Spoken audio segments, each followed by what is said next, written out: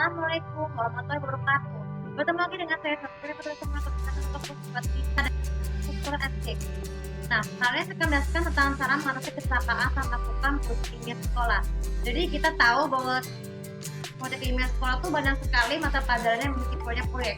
Misalnya saja matematika, fisika, kimia, geografi, sejarah, SPK, dan TIK. Itu sebenarnya kenapa pakai proyek? Itu sebenarnya karena melakukan atribusi masing-masing. Nah, mungkin ada yang banyak sebagai memang siswa yang belum terbiasa dengan itu, dia menggunakan berapa banyak macam benda proyek ilmiah sekolah tuh bisa mengakibatkan kecelakaan sehingga beresikonya tuh mengurangi nilai mata pelajaran tersebut. Nah, maka dari itu saya akan menunjukkan bagaimana cara untuk mengatasi kecelakaan tersebut.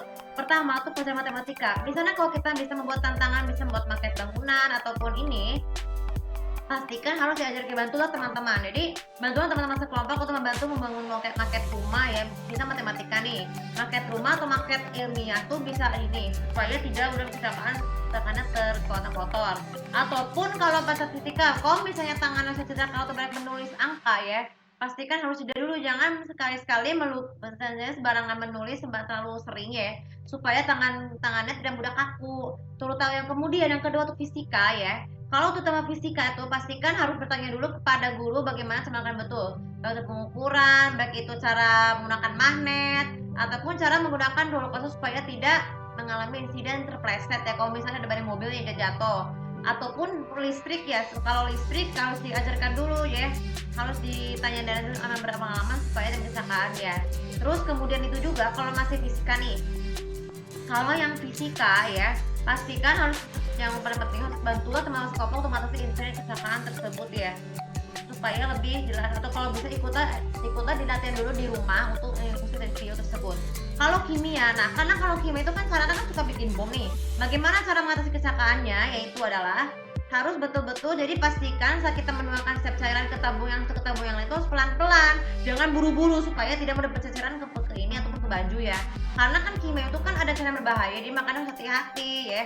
Harus diajarkan oleh guru juga dan bantulah teman-teman supaya tidak ada insiden ya, bom ya, supaya tidak jadi ledakan di laboratorium ya. Terus kalau biologi, nah biologi terutama kalau ini nih, kalau mau diajarkan apa tuh mencabut organ hewan ya, pastikan kondisi tubuh kita tuh harus bagus ya, gak boleh muntah ya.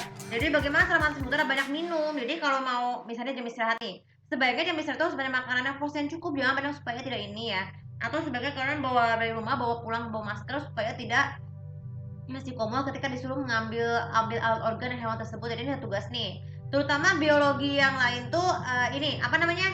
Mengawetkan hewan itu pastikan tidak boleh takut, jadi harus berhati-hati dengan ini, minta bantuan pada guru ya.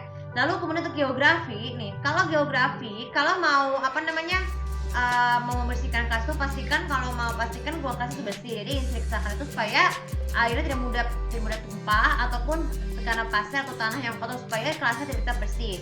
Kalau sejarah, cara mengatasi kecelakaan proyek ilmiah sejarah nih, pastikan harus berhati-hati dengan benda tajam, karena kan biasanya kan harus ada benda tajam nih. Jadi sebaiknya itu bantulah kepada dosen atau guru-guru untuk mengatasi tersebut ya. Kalau insiden misalnya menceritakan sejarahnya lewat buku nih, jadi pastikan harus menghafal di luar kepala, jangan insiden seperti itu ya.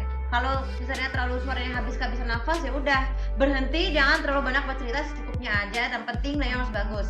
Kalau SBK terutama belajar seni rupa ya, musik dan juga tari ya. Kalau seni rupa itu pastikan kalau misalnya ada yang tumpah itu harus dibersihkan ya. Masih gunakanlah cat minyak seperlunya saja, ataupun misalnya bikin kasus kalau pensilnya patah ya udah dihapus saja supaya tidak sampah. Sebaiknya itu merawat pensil itu harus dibawakan di tempat sampah supaya tidak berserakan. Kalau seni musik, kalau misalkan pianikanya suaranya nggak jelas ataupun regular musiknya nggak jelas, misalnya musik nggak jelas nih, mintalah pada guru atau dosen untuk mengatur musik tersebut ya, terutama musik elektronik ya. Karena biasanya kan kalau keyboard atau piano kayak gitu kan kalau misalnya patah itu kan jadi nggak masalah, jadi tetap kita bisa gunakan. Pokoknya musik lain ya.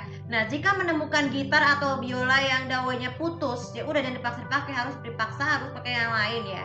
Nah, jadi kita mau tidak mau kan bisa bawa alat musik itu gitar, biola dari rumah. Dan yang terakhir TIK nih, terutama menggunakan hardware dan software.